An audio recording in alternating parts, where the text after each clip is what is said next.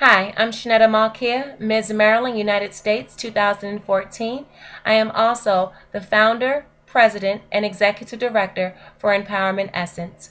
Empowerment Essence is a nonprofit organization that actually goes out into the communities to empower, educate, and advocate for individuals that are being bullied and have either died by suicide or have actually attempted suicide and they are still here. The purpose of Empowerment Essence is to actually educate all individuals within the community about the importance of suicide awareness. It is also very important for myself to make sure that we work with our youth to empower them to love, respect, and to care for one another. I find it very difficult each and every day to get up and look at the reports and see that we've lost another youth to suicide. Suicide is not something that many people want to talk about. It's not an area that is accepted within society a lot of times, and it is something that is actually pushed under the table. I am also an actress as well as a model, and I have a company, Malcare Relations LLC. And working in the entertainment industry can also cause tremendous stress and lead many individuals into depression. I feel that it's very important to start speaking more so about suicide prevention, noticing the signs, and how you can actually be a link and a help to those in the community around you. Now, I know you're probably saying to yourself, well, I don't have to worry about suicide. I'm doing just fine. And no one in my family or my close friends are thinking about suicide. They would never do such. But I encourage you to dig deeper. A lot of us have actually been able to go through life wearing different masks. Masks because we don't want anybody to understand or know about the hidden pain that we have on the inside of us. Many of us don't know how to begin to express those negative emotions. We don't know how to actually overcome those negative emotions. A lot of individuals are misdiagnosed with different mental illnesses, which also leaves them in a position of not having the help and the resources they need to overcome the experiences of life and to maintain a healthy and well-balanced life. For me, suicide awareness is very, very important. I am a two-time survivor. I attempted to die by suicide, and I try not to say commit suicide because it's not a crime, but a person at times feels as though being removed from life is the easiest option for them. I know I thought it was an easy option for me. A lot of times we feel like the walls are caving in on us and we don't know who to reach out to for help. At times we've actually reached out for help in the past, and that help that we've reached out for has actually been used against us. And we don't know how to accept, love, and cherish one another. I look at our youth right now in the state just around us and everything that is taking place, and a lot of our youth are hurting. A lot of our youth do not know how to openly express who they are and what they are feeling on the inside. A lot of times our youth want someone to talk to in which they will not be judged, but they can actually just talk and vent and get things out. I feel as though sometimes as adults we forget what we experience as our early childhood memories. A lot of us were bullied, and the individuals that are committing these acts of bullying are not individuals that always enjoy bullying, but they've experienced some type of hurt or pain in the past, and now they want other individuals to also feel that same pain. It takes me back to my childhood. I started being bullied, I would say, in the 5th grade. And I was bullied probably up until my 10th grade year. And I will let you know that it is something that broke my spirit on the inside.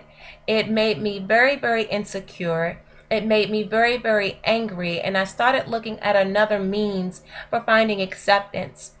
Being bullied is an area that so many of our young children are actually doing right now based on what they see in the environments around them.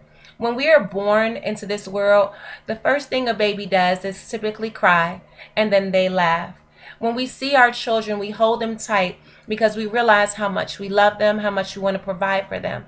But speaking into our children's lives and educating them on the importance of how special they are, how much value they have, and the purpose that God has placed into their lives is something that I feel is missing at times.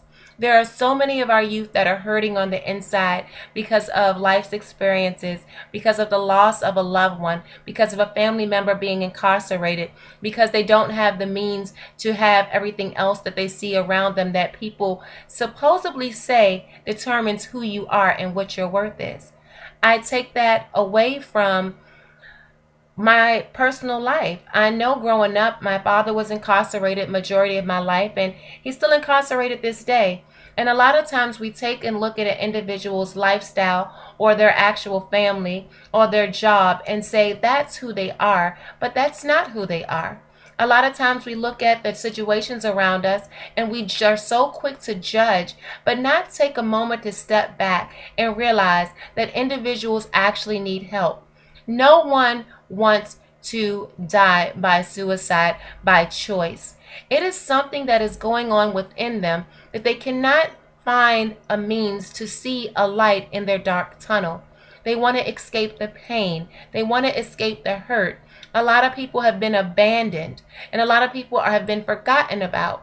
And it bothers me and it breaks my heart to realize that we are losing so many of our youth.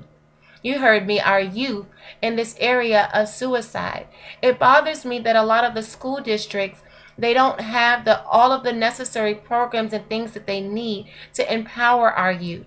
Our schools are filled with children, so many children that are hurting. Some children are doing well. It doesn't matter where you come from, what you look like, what you have, and what you don't have. Bullying and suicide affects everyone. For myself, I told you I was a two-time survivor. So I've told you about my personal experience in being an attempter and trying to die by suicide in my mid-20s. Well, I also lost one of my closest and dear friends, Gia Alamad, from The Bachelor to suicide last year. And when I think about the relationship that I had with Gia and our conversations and just what I went through in my own personal life, we all want to experience love, but the love that we sometimes experience is unpure, and it requires for us to give of ourselves for someone else's well-being and their growth and their opportunity. However, the love that we're seeking should not cost us a thing. I think about the fact that I've screwed up quite a bit, and I think about some of the individuals in life that have turned their back on me, or I think about the times in which I was truly felt alone and nobody was actually there to support me. And for a long time I became very angry because I had not dealt with those emotions on the inside of me. And a lot of times I never felt as though there was somebody to really talk to or listen to me. Not tell me what I should do, but listen to where I was at and help me make those healthy steps and to give me recommendations, not just based on what the textbooks say or what a psychologist may say, but really listen to what it is that was going on within me. I used to walk with my head down all the time, and people say, wow, you've really changed from middle school to high school to who you are today. And it took a lot of work, and I'm still growing and I'm learning every day. But I do know that one thing is for certain. God loved me enough to allow me to remain here and to be here. He has now purposed in my heart for me to help other individuals overcome their negative emotions, to overcome the experience in life, to give them a laid out step-by-step plan, day-by-day plan, to help them be able to cope and deal with the different experiences that we will go through in life. Life will have its series of ups and downs, and the way that we actually deal with those different events in life will truly, truly, truly make a difference. It is okay to not be okay. It is okay to reach out for help. It is okay for our youth to be able to talk and go to their parents and say, I've been bullied.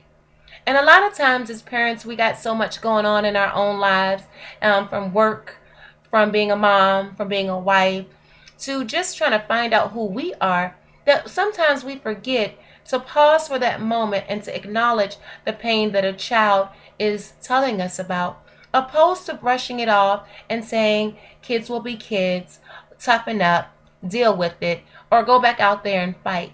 It's very hard to go out there and fight when you don't have the right tools. And then to encourage a youth or anyone to go out and use anger against anger will always cause more anger. Hurt equals more hurt until you can take off of those layers to identify the hurt and the root of that hurt. One of the things that I love is the fact that I've learned to truly understand that hurting people hurt people. I've also learned that no matter what's going on in our life, there is always something that we have to look forward to, and that's hope. Not focusing on our past failures and looking at our failures of the past as defining our future, because it does not. I have made tons of mistakes, and I know a lot of people look and say, well, what qualifies you now to say that your failures don't determine your future? Well, I look at my life and I see that my failures didn't determine my future. I look at the fact that I tried to die by suicide and God said I had greater plans for you. I look at the fact that even though I was bullied from the 5th grade into the 10th grade, which left me feeling insecure and empty, that I was still able now to actually be able to develop healthy relationships.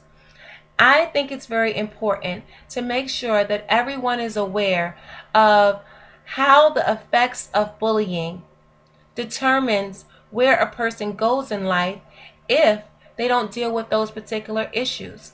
I think it's also important to understand that when it comes to suicide prevention, we can't turn our backs on it. Our youth need us. The elderly need us. Our veterans need us. We do so much for so many other people and forget at times to do for ourselves. It is okay to not be okay. A lot of us say, well, I'm doing the best I can. And a lot of times it's not true. When we're saying that we're doing the best we can, are we doing the best we can to cover up the pain on the inside? Or are we doing the best we can to actually overcome those negative emotions? It's so easy to say, well, get over it. And it's not easy to get over it. We shouldn't have to just get over it, but we must be able to have that opportunity to talk about it, to lay it out, to say exactly how we're feeling so that we can heal from the inside. We turn to drugs, we turn to sex, we turn to alcohol, we turn to just improper behavior, staying out all night, anything that we can do so we don't have to deal with the actual problems that we find that we are facing. So many individuals are struggling today with depression, and it's sometimes mild and sometimes severe. People don't trust people anymore, which is very harmful because we all need people. I don't look at what race we are, where we come from, what our ethnicity is, what our nationality is, because suicide knows none of that. It doesn't know our status. It doesn't know how old we are. It doesn't know anything other than the fact that it wants to kill the hope that's on the inside of you. Now, again, for myself, I have found that prayer has been essential in my healing and my deliverance. I have found that the only person that has never turned his back on me was God. In the midst of my mess, I found that God never took his hand off of me. I'm so very thankful to have this opportunity now to work within the community and to help, encourage, and empower other individuals to continue to push forward, to continue to hope, to believe differently, which is the positive, to overcome those negative thoughts that hold you captive. You are not your past. You are not your past. Anything that you experience and you have to go through in life, you are not alone. There is the National Suicide Hotline number that you can actually reach out to for help. And there's also the Maryland Crisis number. For here in Maryland, you can always call 1-800-422-0009. Again, the Maryland hotline number is 1-800-422-0009. Empowerment Essence is here to empower, support, and advocate and educate all those who want to help save lives. Losing one person to suicide is too many. Having one child's confidence, self-assurance, and future manipulated and tainted from bullying is unacceptable. Bullying not only takes place in the schoolyards, but it takes place in homes. It takes place in the work environment. It takes place in dealing with politics. It takes place in different corporations. Bullying is real, whether it be in person, whether it be on the internet, which is cyberbullying. That is something that can never be removed. When you take a person's personal information, whether it be true or false, to use it to force against them, to get them to do something that you want them to do, or to belittle their confidence, or to embarrass them, is wrong. I understand, and I say individuals, I don't like to call them bullies because it's a behavior. I never want to classify an individual based on just their behavior, because a lot of individuals have the opportunity, if they choose, to receive healing and the help they need, because everybody at the end of the day wants and needs pure love. I am Shanetta Malkia, founder, president, and executive director for Empowerment Essence. I need your help. I need you to talk to your families, talk to your coworkers, talk to your children about the importance of loving themselves. Let them open up to you and tell you exactly what's in their heart. Listen to them. Pay attention to the signs. Individuals, if they're starting to pull away, if they're starting to do things that you know are not them, if they're starting to fall into deep depression and not wanting to be bothered, reach out. Reach out. If you need help in any area, whether it be prayer, whether it be someone to talk to, whether you feel as though the walls of life are caving in on you and you don't know a way out, understand you're not alone.